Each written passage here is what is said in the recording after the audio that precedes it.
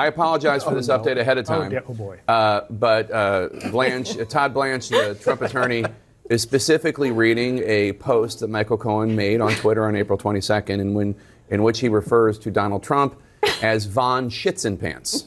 That is just a factual record that I am bringing before you. This is in the court transcript. Von Schitzenpants. Blanche also said there are repeated attacks on Trump and his candidacy on Cohen's podcast and TikTok account. Dana Bash, I know you want to weigh in on Von Schitzenpants. Okay. It is funny, but it's not. This whole candidate von Farter disaster that is Donald Trump is just a pathetic reflection of where we are in America at the moment, politically and societally. Right, Angus? This is my trusty assistant, Angus Theodore, who's agreeing with me that this man, Donald Trump, is one of two leading contenders for not only the highest office in America, but arguably the most powerful office in the world. Just really is just a terrible reflection of America. I see people in the comments all the time who don't live in the United States, and they're just appalled. And trust me, if you're watching, I also am appalled, as are millions of other Americans. And, you know, in addition to the embarrassment of it all and just the shame of it, the trial is wasting millions of taxpayer dollars in terms of additional security services, court staff, Secret Service. It's just unfortunate that this is where we are because our former president refuses to follow the rule of law. And up until now, he's been allowed to get away with it. And another contempt of court violation of the gag order, Justice Juan Merchan ruled today he said to Trump that if Trump violates the gag order again, jail is on the table. And I don't believe Justice Juan Merchan is joking around. Mary Trump, who is Donald Trump's niece, put this out on X. How often do criminal defendants get held in contempt 10 times without being sent to jail? The answer is never. And, you know, Donald Trump goes on and on about this different tiered system of justice. That's damn right. And he's the receiver of this justice system that nobody else gets.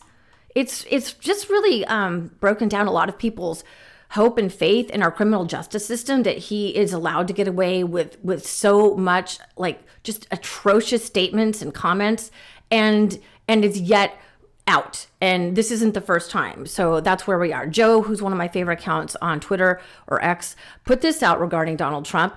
Trump has been napping, farting, and playing with pretend papers in court like a toddler. Toddlers need structure. They need rules. Rules teach children what behaviors are okay and not okay, what is right and what is wrong. Clearly, he hasn't learned his lesson. Throw his diapered ass in jail. Amen, Joe. Speaking of his diapered bottom, these are photos of Trump supporters at a recent Pennsylvania rally who are now celebrating the ex-criminally indicted president's bowel issues by wearing diapers and by waving banners and flags that say, "Real men wear diapers." This is a cult. This is weird. This is gross. And I mean nothing and have nothing against people who have legitimate health concerns like incontinence. And, you know, I'm not mocking that, but Trump's bowel issues allegedly have to do with years of his abuse of Adderall and other speed type substances, according to people who have been in his inner circle or been around him. He has brought this on himself. Anonymous blogger on this blog that I found these pictures on, Dispatches from Trumpland, put this up. What makes this even more interesting is that only a few days later, New York Times reporter Maggie Haberman reported a, quote, strange smell coming from the courtroom during jury selection of Trump's New York hush money trial. Coincidence? Maybe. But either way, I think what makes this so interesting is that the MAGA faithful getting ahead of the story of Trump's diaper wearing rumors and turning it around to own it. Can you seriously imagine if Biden supporters or people in the pro-democracy movement started celebrating and wearing weird giant diaper outfits and saying, yeah, real men wear diapers and fart in court? Like, what? This is... And after all of the mocking that the right-wing cult has done to President Biden, making fun of him, calling him Sleepy Joe and, senile and all of this, like, the joke's on them because it's their guy who's passing out farting and court and playing with a picture book that his attorneys have to give him to keep him from blowing up or misbehaving in court. And President Biden, by all accounts, appears to be as fit as a fiddle for 81 years old. And now these leaders are acting as if this is normal for their presidential candidate who is facing 4 criminal trials to be in diapers stinking up the courtroom. It's just really weird. It's not normal. It's bizarre. And while these fans were dancing around in their adult diapers, almost no one has been showing up to court in Lower Manhattan to support Trump. This also had to be a punch in the gut. You know, Trump has been encouraging his people in New York to come to the courthouse to support him. This is what he got. After large rallies, Trump is greeted at courthouse by a single fan. And before I share a video of that fan, I'd like you to close your eyes and try to imagine the one person in New York who showed up to cheer on Donald Trump, okay? Got it? All right, now open your eyes. That's her. There you go. That's his special lady right there. I'm sure he'll be inviting her to spend the weekend in Mar-a-Lago. Maybe she'll even be his 4th wife. I don't know, but our founding father would appear to be very upset about reports that say he's been sleeping during the trial. Whether Trump has fallen asleep or not, one thing is for sure. The courtroom sketch artist hates him.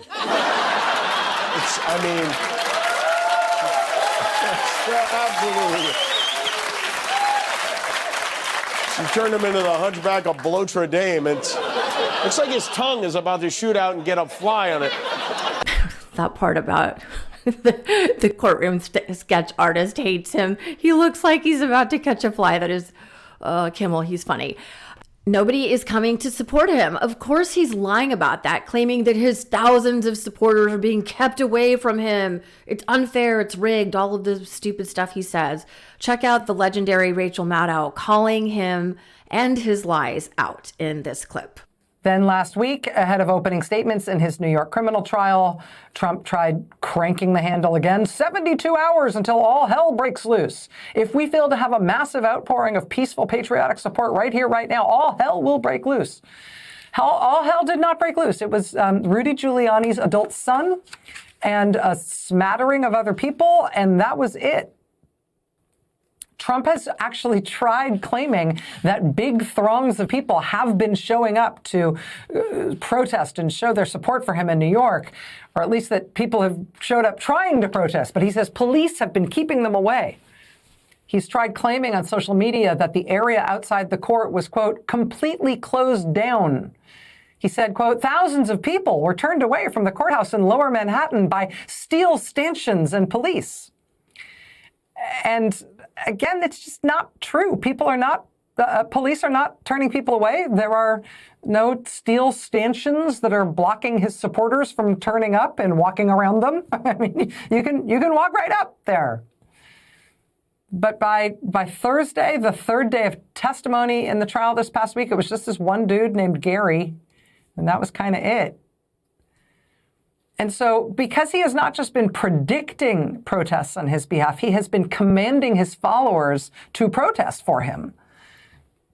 It is a little humiliating for Trump that this is happening, that he can't seem to summon a crowd. It's also just an interesting data point, broadly speaking, as to whether or not Trump can command an angry mob at this point in his political trajectory, or are those days behind him?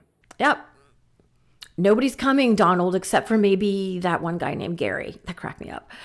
He's in court alone, with the exception of the sycophantic lawyers that he has to pay to sit next to him, to babysit him in court. And by the way, speaking of, Todd Blanche, from what I understand from listening to other attorneys, had a once solid reputation as a criminal defense attorney. I mean, he was, well thought of, but now that he has put himself on the altar of Trump, even he has soiled his reputation by representing this man. And the judge called Todd Blanche out a couple weeks ago and said, you're losing credibility with the court. That is not something that any serious trial attorney ever wants to hear. Any attorney, I would imagine. I mean, just really embarrassing. It's just, I always think that everything that Trump touches dies or stinks. And look at all of the people connected him. They just, it's a stench and a rot that goes beyond just his alleged whatever, poopy diapers smell. Anyway, his wife Melania can't stay far enough away from him. Ivanka is posting glam photos of herself and her shady husband Jared on social media, seemingly without a care in the world for daddy. Eric did attempt to show up for his dad in court once, I believe last week, but the rows of courtroom seats reserved for Trump's family and friends remain empty behind him. And as Lawrence O'Donnell notes, even serial killers usually have some type of support in their trials. This is something that I've never seen not actually made manifest in the courtroom before. Donald Trump's in that courtroom alone. Jeffrey Dahmer's parents were there every single day. It is very hard to find a courtroom where the criminal defendant doesn't have a relative sitting there in the front row.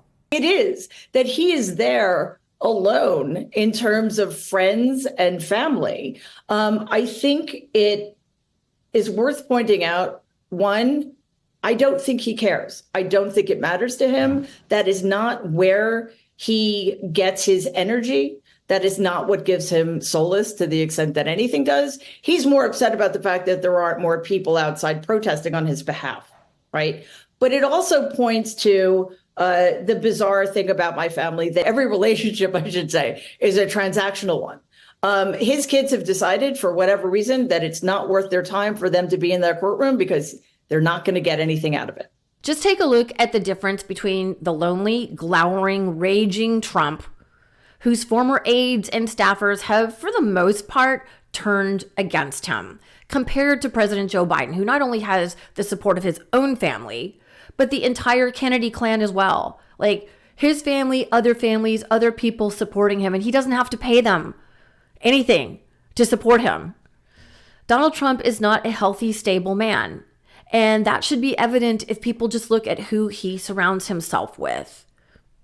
And like his niece says, I don't believe he really cares about whether his family is there in court, because he's entirely transactional by nature. He's sort of a shell of a human being, which goes into the pathology of his antisocial disorder, in my opinion.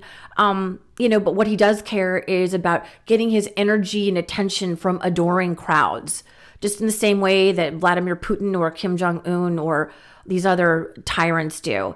And no, he doesn't care really, I think, whether Melania or his kids show up to trial for him. But what he does care about is power. And he cares about having lots and lots of it. And that, my friends, is the dangerous part. In addition to all the other stuff about Diaper Don, we cannot forget that this man remains a tremendous threat to our very way of life in America. And I'm sure that many of you do not want somebody as unstable, as cruel, and as just outright strange and not healthy, sitting in the highest position of power in the United States of America. So this is what I'm going to ask you guys to do. Please share these pro-democracy messages. I understand a lot of you watching, and I love you guys for that, are on board with what's really happening, but there are still millions of people who don't realize what's at stake here. And we need to spread the message that not only is this man abnormal and weird and having other issues, but he's just not safe to sit in the Oval Office. And that's clear and evident to me and to many other people who are close to him.